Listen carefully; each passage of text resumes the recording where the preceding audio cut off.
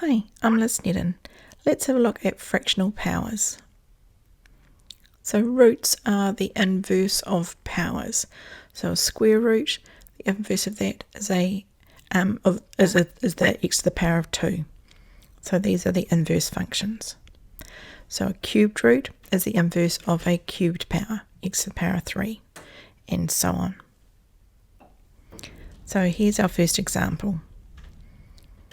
So if I want to take the square root of 4, what it means is under the square root, I want to find a number that multiplies by itself to give the answer of 4.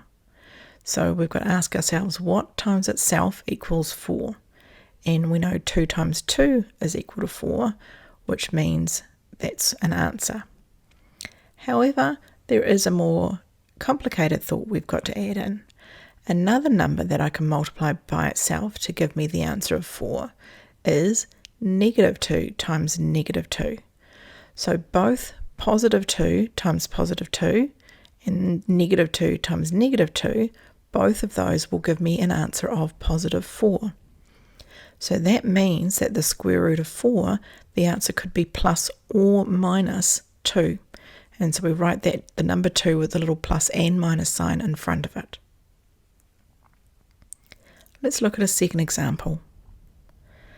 If I want the cubed root of 27, so the cubed root means you want to find a number that when multiplied by itself 3 times is equal to 27.